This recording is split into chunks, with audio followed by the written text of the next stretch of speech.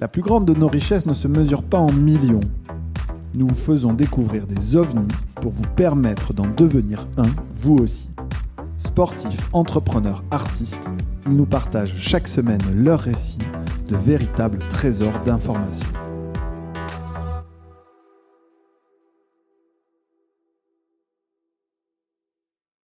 Bon salut, on est en live pour ce nouvel épisode du podcast OVNI. Ravi de vous avoir tous les trois. Je vais prendre bien le temps de faire les présentations parce que sinon pour ceux qui nous écoutent et qui ne nous voient pas, c'est pas évident à suivre, surtout quand on a deux voix féminines, deux voix masculines. Il faut qu'ils arrivent à reconnaître votre voix.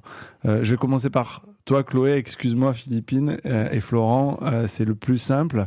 On va parler de Zillow aujourd'hui, qui est une start-up dans le secteur de l'énergie, on peut dire ça, et dont tu es la cofondatrice avec Philippine. Et j'ai le grand plaisir d'avoir un confrère, un ami du fonds 50 Partners qui vous accompagne. C'est un peu mon ancien métier, accélérer des startups aussi. Donc j'ai beaucoup étudié ces modèles-là et je suis ravi de t'avoir également, Florent, avec nous. J'ai Chloé, Philippine et Florent avec moi. Chloé, est-ce que tu veux dire un petit mot, te présenter, parler un peu de ton parcours avant qu'on vienne sur Zillow? Comment tu es tombée un peu dans le bain de l'entrepreneuriat? Je crois que c'est aussi un peu une histoire de famille. Tu veux nous raconter ça? Ouais, c'est une histoire de famille. Tout d'abord, j'ai vécu dans une famille où tout le monde était entrepreneur, que ça soit dans les milieux artistiques ou dans les milieux beaucoup plus business. Et j'ai grandi dans ce secteur-là avec une seule vision qui était qu'un jour, ça serait moi aussi à la tête de mon entreprise. Après, je me suis fait un peu happer par les études plus classiques, école d'ingénieur, école de commerce. Et assez naturellement, je me suis orientée vers la finance, qui était à l'époque la voie royale, beaucoup moins maintenant, c'est sûr, mais c'était le cas. C'était en quelle année, peut-être? Quand tu as fait tes études, tu as quoi, 35 ans. 35 ans, ok. Et donc, je me suis orientée vers la finance. J'ai travaillé 2 ans en M&A et puis 8 ans en financement de projets. Donc, j'ai étudié énormément de projets dans les infrastructures, que ça soit les télécoms, les transports, et puis beaucoup dans l'énergie. Plus récemment, j'ai eu envie de me réorienter vers ma voie idéale et j'ai lancé Zillow Énergie parce que j'ai identifié une opportunité sur le marché. Parce qu'en France, on est extrêmement en retard sur le déploiement des énergies chez les particuliers, comparé à des pays voisins comme l'Allemagne ou les pays nordiques, où 20% à 30% des toitures sont installées toitures résidentielles sont installées en panneaux solaires. En France, on est à 4% du marché seulement. On rentre déjà dans le pitch. Hein. Ça va y aller. De toute façon, on a 30 minutes. On est droit au but. Et focus sur les affaires. Tu veux nous parler de comment tu as rencontré ton associé tu as aussi un parcours, toi, Philippine, où tu as cette famille d'entrepreneurs ou pas du tout? Raconte-nous un peu comment tu es tombé dans l'entrepreneuriat, toi aussi. Alors, je n'ai pas une famille d'entrepreneurs, j'ai une famille d'indépendants. D'accord. On va dire ça comme ça. Mon parcours, c'est d'avoir rencontré Chloé à l'ESTP il y a déjà un certain nombre d'années. Donc une école de commerce pour les gens qui nous écoutent et qui la connaissent pas, c'est ça? Non, ESTP, des travaux publics, donc d'ingé. Ok. Je suis partie en école de commerce à HEC aussi après. Et je suis partie en technico-commercial en Belgique pour travailler en tant qu'ingénieur d'affaires dans l'automobile et la pharmaceutique. Okay. Et quand je suis revenue en France, je suis rentrée en tant que first employee dans un SaaS B2B dans le cinéma. Okay. J'y suis restée pendant 8 ans. Donc, je suis très axé commercial, c'est ça? C'est ce que j'ai vu? Commercial, mais du coup, en fait, je me suis formée, j'ai découvert le milieu de la tech que je connaissais pas du tout. Je me suis formée au produit et j'ai adoré ça. Donc, j'ai suivi un parcours, l'école qui est très bien, qui s'appelle Lyon, des Maria School. Et j'ai gardé le produit, mais j'ai structuré du coup les sales, la quality, le client success pendant ces années-là. Et j'ai adoré. Je crois qu'on a plusieurs entrepreneurs qu'on connaît qui sont investisseurs dans Maria Schools, donc c'est pas la première fois que je l'entends. Et je crois qu'ils ont levé des fonds avec Crédit Mutuel, Equity ou quelque chose comme ça. C'est une bonne école. Et tu connais aussi. Et est-ce que les profils tech, sales avec votre background, et pardon j'avais pas bien entendu, c'est pas les meilleurs avant-vente vendeurs possibles avant que tu te présentes toi et que tu me parles aussi de ton parcours. De qu'on part sur un débat sur la vente. Ouais, rapide. Mais moi c'est non, bon. mais c'est sûr. Je pense que dans beaucoup de ventes, il faut parfaitement comprendre ce que l'on vend. Ouais. Et donc il faut avoir cette curiosité, pas avoir peur de rentrer un peu dans la technique pour vraiment comprendre de quoi on parle. Et que c'est ça qui fait les meilleurs vendeurs. Les meilleurs vendeurs, ils sont experts de leur sujet. Et en effet, dès qu'on touche à des technologies plus ou moins complexes, le fait d'avoir été ingénieur et du coup de pouvoir rentrer facilement dans ces sujets qui attirent peut-être moins des personnes plus orientées vers la com ou autres, font d'eux des bons vendeurs. Et puis je pense aussi la précision. Je ne sais pas si tous les ingénieurs sont précis, mais quand on est vendeur, il vaut mieux être précis, alerte sur les chiffres, plein de choses que l'on retrouve quand même dans l'ingénierie. Parle-nous toi, si tu veux. T'es investisseur comme moi. On est tous les deux dans ce métier. Raconte-nous un peu comment t'es tombé là-dedans. Nous, c'est la première fois qu'on se rencontre directement dans le studio. Donc c'est drôle. Raconte un peu aux gens qui nous écoutent comment t'as atterri dans cette belle maison qui est 50 Partners Impact. Oui, bien sûr. Alors moi, c'est un peu un hasard, mais comme Chloé, je viens d'une famille d'entrepreneurs, pas de génération en génération, simplement de première génération. Mon père a très vite entrepris quand il avait 27 ans. Il a monté une boîte qu'il a toujours aujourd'hui, qui fait une 50aine de collaborateurs. On est lillois, et donc la boîte est à Roubaix. Donc je pense qu'il y en avait un peu dans mon biberon. Et c'est important parce qu'après une école de commerce, moi j'ai 3 grands chapitres, on va dire, ça fait 12-13 ans que je bosse. Il y a 3 chapitres dans mon petit parcours. 3 ans de création de boîte, justement avec mon père et son associé. On développe un logiciel RH pour analyser des verbatims, donc du texte en langage naturel. Je pars vivre à Londres pour ça, parce que ce qu'on fait sur le français, on veut le faire sur l'anglais aussi. Et je vous la fais courte, mais je quitte le projet parce qu'on est devenu une boîte de conseil augmenté. Donc on vend très bien, mais on fait tourner l'outil pour les clients, et moi ça m'intéresse pas du tout. Moi je suis là pour la tech, pour le SaaS. Ensuite je veux m'amuser, donc je pars dans la pub. Et là je fais un chapitre de 3 ans dans la pub pour les applications iOS et Android. Et je me retrouve dans une super boîte américaine qui s'appelle Vungle et qui est devenue le leader mondial de la pub dans les jeux vidéo sur iOS et Android. Okay. Candy Crush, Angry Birds, etc. Et je dirige les ventes pour eux. Donc la vente, j'aime bien et j'en ai fait pendant 3 ans. Je dirige les ventes Europe, donc avec une équipe à Londres et une équipe à Berlin. Super success story, ça s'appelle Liftoff maintenant. La boîte s'est revendue 750 millions à Blackstone, la vraie scale-up. Et puis, à la sortie de cette expérience, vraiment besoin de bosser sur les vrais sujets. Et pour moi, servir 7 milliards de vidéos par mois à des gens avachis dans des canapés, c'est pas ça le sujet. C'est le climat, c'est ce que fait Zillow. Donc, je rejoins 50 pour créer l'activité Impact, ce que j'ai fait en 2018. La date exacte, j'ai bossé 9 mois dans le noir. Et puis après, novembre 2018, on crée la boîte, on imagine le logo, on a les premiers investisseurs et on y va. Et donc, ça fait 6 ans que je fais ça et mon rôle aujourd'hui, c'est...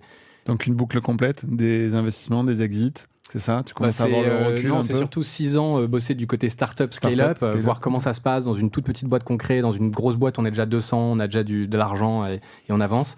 Et puis là, maintenant, 6 ans à côté plutôt accompagnant et investisseur. Cool. Bon, vous allez nous raconter un peu cette histoire d'amour, cette rencontre entre investisseurs et fondateurs. Vous êtes en pleine levée de fonds, donc on pourra peut-être pas évoquer les montants, les chiffres, etc. Mais c'est un peu dans ce contexte-là que vous êtes accompagné par 50 Partners. Je dis à tout le monde de se mettre en mode avion et puis moi je le fais pas. Désolé pour ça. Et donc peut-être pour rentrer plus dans le sujet sur ce que fait Zillow, la vision que vous avez, qu'est-ce que vous avez envie de faire sur ce marché, l'environnement. Est-ce qu'il y en a une de vous deux qui veut expliquer aux gens qui vont nous écouter et nous regarder ce que vous faites, quelle est la proposition de valeur de cette société ? Bien sûr. Alors, on a pour mission d'offrir une énergie qui est moins chère et plus verte aux consommateurs. Et pour ça, on déploie des centrales solaires en toiture. Et on a pour ambition de créer la plus grande centrale solaire fractionnée sur les toitures des particuliers. On a en France un potentiel qui est énorme avec toutes ces toitures inutilisées. Et c'est 4 millions de maisons qui doivent passer au solaire d'ici 2035. C'est l'ADEME qui le dit. D'accord. Donc aujourd'hui, on propose un format d'abonnement pour les particuliers pour passer au solaire. Bon, moi, je suis un peu au courant, vous simplifiez ça. Donc, pour écrire un peu et raconter comment on s'est rencontrés, tu m'as appelé pour demander quelques conseils justement sur la levée de fonds. Puis je t'ai dit, moi, j'ai une grande toiture au sud, j'ai pas envie de m'en occuper, c'est compliqué, je te fais confiance et je veux bien être dans les 5 premiers clients, à défaut de pouvoir investir parce que Zillow colle pas avec la thèse de mon fonds actuel. Voilà comment je vais soutenir cette startup, je vais devenir le premier client. Enfin, un des premiers clients, le 4e, hein, c'est ça. Et donc Moi, je vais la raconter, mais je pense que c'est bien que vous le racontiez. Comment vous faites pour sourcer ces 10 premiers clients ? Il y en a eu combien depuis ? Vous avez 15, 20 clients et comment ça se passe là avec eux entre le moment où ils vous découvrent, soit par le bouche à oreille, soit sur le site web, et puis vous commencez à lancer le processus d'installation chez eux. C'est vraiment simple, ils ont rien à faire ? Alors, aujourd'hui, effectivement, quelque chose qu'on arrive à craquer par rapport aux personnes qui installent, c'est de vendre à distance.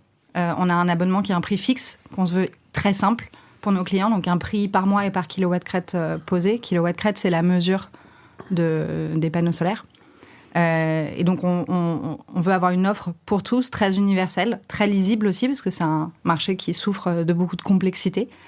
Et donc, les clients nous contactent. Très rapidement, on peut valider l'éligibilité de la personne, donc, qui est sur 2 axes, qui est un axe de rentabilité pour nos clients. Il faut vraiment que nos clients fassent des économies dès la première année. C'est un indispensable pour nos clients qui viennent nous voir, mais c'est aussi une sécurité pour nous, parce qu'on va porter l'investissement de cette centrale solaire sur son toit. Et ensuite, du coup, on peut faire toutes les démarches administratives, toute la pause. Et là, on va avoir notre première pause mi-février. Génial, c'est pas chez moi. Donc. Non. Et donc, non, moi, je le confesse, moi, j'y comprenais pas grand-chose, j'avais pas envie de m'en occuper, je savais même pas vraiment quelle était ma facture d'électricité, combien je payais, je savais juste que j'étais chez ILEC, c'est des Toulousains pour avoir de l'énergie verte. Et donc, je vous ai envoyé dans un mail mes factures de la dernière année. Bon, vous ferez pas ça avec tous les clients, mais pour me permettre de comprendre un peu ça. Et vous m'avez permis de comprendre que j'allais faire des économies et qu'en fait, très vite, ça allait être rentable pour moi. Donc, ça va être ça, pour vous, l'argument un peu massu pour très vite pénétrer le marché français. C'est ça l'enjeu pour vous ? Une offre simple et des économies. Qu'est-ce que, quand tu as rencontré cette équipe pour la première fois, tu as challengé ? Tu as challengé quoi ? Le business model, la cohérence des fondateurs avec ce qu'ils veulent faire ? Comment s'est passée un peu cette volonté d'accélérer et d'investir dans Zillow ? Tu peux nous raconter ça, toi ? Oui, bien sûr. Je pense que, contrairement à d'autres projets pour Zillow, ça faisait un moment qu'on regardait le solaire. Il se place plein de choses. Et en fait, il y a plein d'innovations et de startups qui se positionnent à différents endroits de la chaîne de valeur. Donc, sur le marché, on était convaincus. C'est plus sur l'équipe, trouver la bonne équipe qui apporte autour de la table les expertises métiers qu'il faut pour réussir une société comme ça. Et je pense que ce qui m'a beaucoup plu dès les premiers échanges, c'est la vision de Chloé, de dire ça va être éminemment financier. Si on veut, alors il y a tout le pitch qu'elles ont fait autour du fait de passer avant on achetait sa centrale des dizaines de milliers d'euros, déjà tout le monde peut pas le faire, et même ceux qui ont l'argent hésitent. Il faut simplifier ça, aller plus vite, donc de l'abonnement, ok. Mais derrière, quand on regarde, c'est quand même une grosse ingénierie financière, et donc de se dire, Chloé apporte ça, elle l'a fait pendant plusieurs années dans un fonds. Ensuite, il y a toute la partie, il va falloir aller installer. Et là, ils ont un associé qui est pas là aujourd'hui, Florian, qui l'a fait aussi pendant des années. Et puis après ça, une fois qu'on s'est financé, on s'est installé, il faut le vendre et en parler au plus grand monde. Et c'est ce que fait Philippine. Donc, l'idée de se dire, bon, il va falloir être excellé dans plein de métiers. Une seule personne, je pense, j'aurais du mal à croire qu'elle puisse le faire. De toute façon, tu ne finances pas des solofondeurs, si ? On l'a fait. Vous l'avez fait, okay. On n'aime pas beaucoup. Ouais. C'est compliqué pour diverses raisons. On ne va pas se lancer dans le débat maintenant, mais on l'a fait. On l'a fait à 2 reprises. Et il y en a même un qui n'est plus solofondeur puisqu'il a trouvé en cours de route. L'année qui a suivi notre début d'accompagnement et de financement, un CTO qui a pris une part du capital. Et peut-être Chloé, donc du coup, c'est pas compliqué à 3 de diriger une boîte. Des fois, on voit des boîtes bicéphales avec 2 personnes. Comment vous faites pour prendre les décisions ? On s'est rencontrés une deuxième fois, nous, à Station F. On vous a vu tous les 3 et il y avait justement des choix importants que vous deviez faire. Comment vous faites pour être aligné et pour garder cette dynamique d'équipe dans des décisions importantes comme une levée de fonds où vous allez figer la valo, qui rentre pas, etc. C'est une bonne question et on a failli être 5 pour la petite histoire. D'accord. Alors, ça faisait beaucoup de monde autour de la table, mais on est convaincus que dans ce projet, il y a tellement de compétences à associer que c'était essentiel d'avoir à minima ces 3 compétences dont tu parlais, Florent. Et pour comment on la dirige, cette boîte, d'abord, l'avantage d'être 3, c'est qu'il n'y a jamais un contre un, il n'y a jamais de statu quo, on trouve toujours une résolution, ne serait-ce que démocratiquement. Ça fait 1 an que vous travaillez ensemble, un peu plus ? Ça fait un peu moins que ça. Et alors, il y a eu des engueulades, des premières discussions ? Non, pas tant que ça ? Si, il y a des moments tendus. C'est normal, ouais, des discussions compliquées où il faut prendre une décision. On n'est pas tout le temps d'accord et c'est plutôt sain, mais pas d'engueulade. Non. Pas d'engueulade. Est-ce que... Peut-être dire aussi que Florian, qui est notre troisième associé, était aussi à l'ESTP avec nous. D'accord, donc il y a un historique. On se connaît depuis longtemps. On a déjà travaillé ensemble. Avec Chloé, on était binômes. Philippine Roy, Chloé Roubac, on s'est retrouvés assises, on était déjà ensemble. On était ensuite binôme de travail à l'ESTP, on s'est assez bien travaillé. Oui, donc c'est pas on a pris plusieurs profils dans une même pièce, on les a mis 2 mois ensemble et à la fin ça fait une start-up. Il y a vraiment cette volonté, vous avez eu vos carrières un peu respectives de part et d'autre, de vous réunir autour de ce projet, mais avec ce socle historique commun. Okay. Ça t'a rassuré aussi quelque part ? Oui, alors d'une certaine manière, parce qu'on voit que c'est fluide entre eux. Je pense qu'il y a même Enfin, vous entendez très bien, vous partagez des amis en commun, plein de choses en commun. On sent à travers vous que vous avez un peu la même philosophie de vie. Il y a des choses communes dans la manière dont vous gérez un peu. Je sais pas, vous avez des enfants tous les 3. Est-ce qu'il vous met sur mine de rien une certaine forme de pied d'égalité par rapport à ceux qui n'en ont pas, etc. Mais ce qui est chouette entre guillemets, c'est des personnes qui se connaissent depuis longtemps, qui apprécient être ensemble, mais néanmoins qui ont vécu leur vie chacune de leur côté. Et ça, c'est ça qui, je pense, est important. Ouais, on a eu 3 parcours complètement différents. Moi, je suis partie habiter à l'étranger pendant 10 ans. Donc, en fait, je les ai quasiment pas vus, à part pour les vacances, une fois de temps en temps. Et on a eu des parcours complètement à l'opposé les uns des autres, et à la fois super complémentaires. Qui, aujourd'hui, font votre force. Et donc là, aujourd'hui, vous faites une première levée. Moi, si je me projette un peu... un éventuel deuxième tour, la perspective de Zillow à 12, 18, 24 mois. Sur quoi, si je vous réinvite, je sais que Mathieu fait ça un petit peu sur ses podcasts Génération Do It Yourself. Je crois qu'il a fait Rachel Delacour, c'était le 5e ou 6e podcast, et puis c'était le 330e. Donc si, là, je sais pas, on doit être au 10e ou 11e épisode OVNI, si je vous réinvite, épisode 150 ou 200, quels seront vos critères un peu de succès ? Qu'est-ce que vous aurez envie de mesurer ? Qu'est-ce que vous avez envie d'accomplir ? C'est pas simple comme question, vous battez pas. Hein. C'est pas simple comme question, mais tout d'abord, c'est le déploiement. Notre force, ça sera d'installer le plus de maisons possible, parce que c'est là où notre impact est le plus fort. On a quand même pour ambition principale de déployer une énergie verte et d'avoir cet impact sur l'émission de carbone. Et le déploiement de nos installations, c'est notre premier KPIs. Et on a pour ambition d'installer 10 000 installations d'ici l'année 5. Ok, donc 10 000. Donc si on se revoit dans 2 ans et demi, il faut que vous soyez à peu près à la moitié du chemin. Et si vous n'avez pas 5 000 panneaux installés...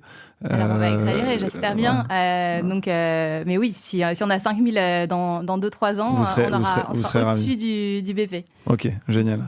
Est-ce que les entrepreneurs sont régulièrement au-dessus du BP, toi qui en as passé beaucoup ? Tu me lances sur un sujet que j'adore. Allez, vas-y, je t'en prie. Non, je pense qu'on en parlait ce matin non, c'est une énorme frustration. Je ne sais pas comment toi tu le vis, je te retourne la question, mais c'est quoi ? C'est 25%, même pas 20% des entrepreneurs qui font le BP ou le budget, on l'appelle comme on veut, à la fin de l'année ou qui le surpassent. Donc c'est vraiment une petite minorité. Et on en revient à un sujet que tu as abordé au début, la vente en fait. La vente. Je pense que en France, on fait des belles offres, des bons produits, on passe plein de temps à faire plein de choses. Et peut-être qu'on perd un peu de vue que en fait, la vente, c'est dès le jour 0 quand il y a quasiment rien. Là-dessus, je vous ai promis que j'allais faire des feedbacks, des bons et des moins bons en tant que premier client, enfin 4e ou 5e client. Là, c'est plutôt un compliment que je voulais faire. Moi, en tout cas, à partir du moment où j'ai émis le souhait de devenir client, par amitié, par sympathie, parce que je veux soutenir les startups. Quand on est investisseur, c'est le métier du non. 99 fois sur 100, on dit non. Mais des fois, ça fait du bien de dire oui et d'aider. Moi, j'ai senti que, si tu veux, en tout cas, c'est à ton niveau, hein, Philippine, qu'il y avait ce pipe commercial dans lequel j'étais rentré. Et j'étais dans l'espèce d'entonnoir. Je suis pas quelqu'un de très joignable facilement. Et ben, t'as insisté. Par mail, par téléphone, tu m'as relancé à des horaires différents, un peu tard le soir, un peu le midi, etc. Et ça, honnêtement, je pense que c'est une vraie qualité que tu as et qu'il faut garder. C'est-à-dire qu'au début, cette machine commerciale, il faut la mettre en place. Et effectivement, une fois que le client il a mis son nom, son prénom sur le site web, il y a plein de boîtes qui rappellent pas, etc. Mais tant que le process n'est pas allé au bout, il faut continuer à pousser. Nous, on le voit sur la commercialisation de nos fonds. Des fois, il y a des souscripteurs qui ne nous donnent pas de nouvelles pendant 3 mois. On fait 1, 2, 3 réunions. Et puis, au bout de la 10e newsletter, ils vont finir par dire « Ok, les gars, c'est génial, j'investis dans votre fonds. » Je crois qu'il faut 15 ou 16 points de contact sur certains meetings, des fois, et profils pour aller au bout d'une vente.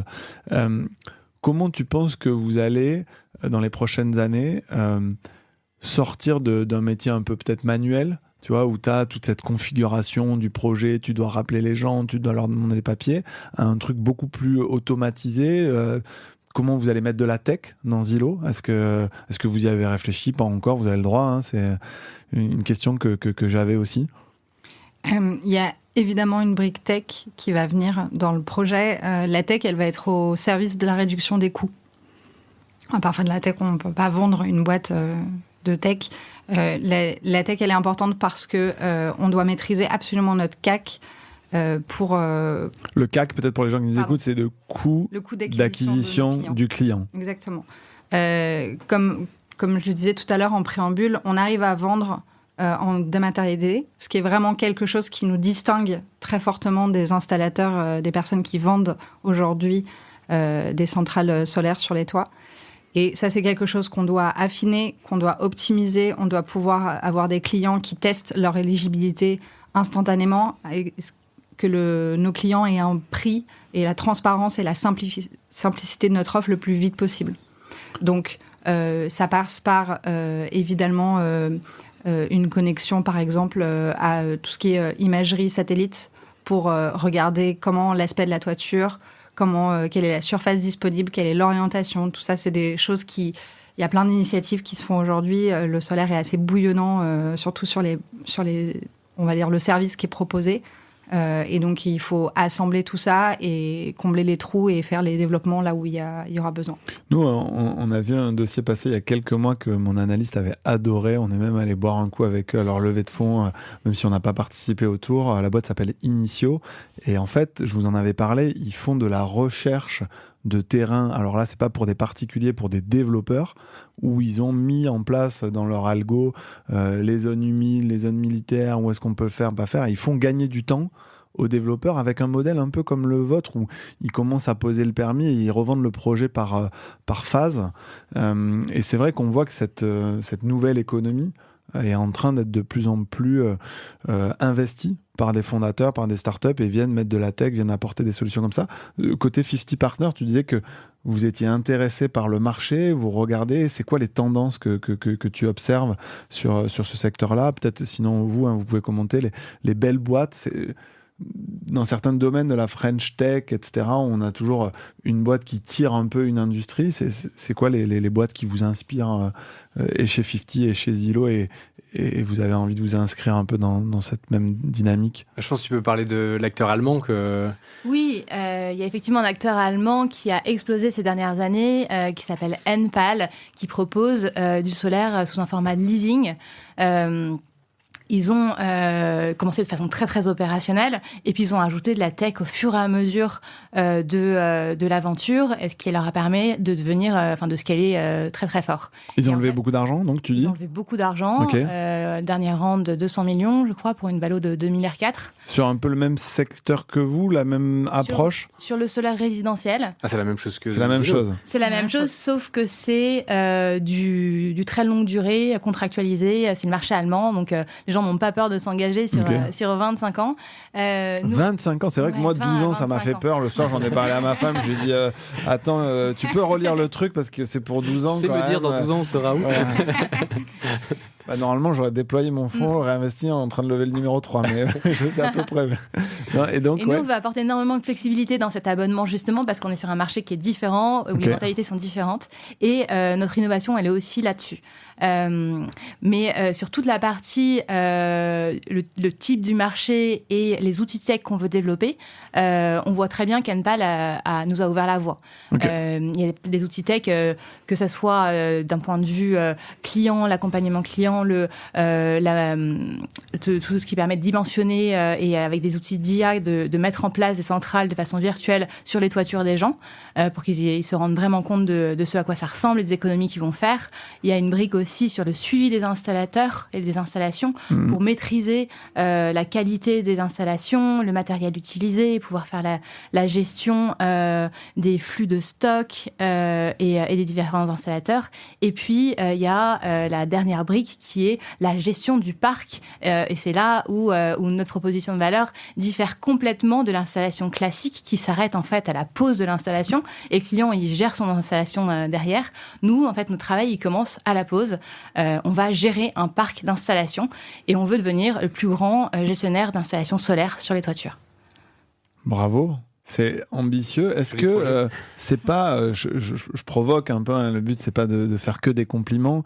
Est-ce que c'est pas une boîte tech avec en plus un lot, alors pardonnez-moi peut-être l'expression, mais d'emmerde beaucoup plus gros potentiellement, avec des gens qui vont vous appeler, vous dire à un moment mon panneau solaire il marche plus, mon truc avec mon fournisseur il s'est déconnecté, etc., etc.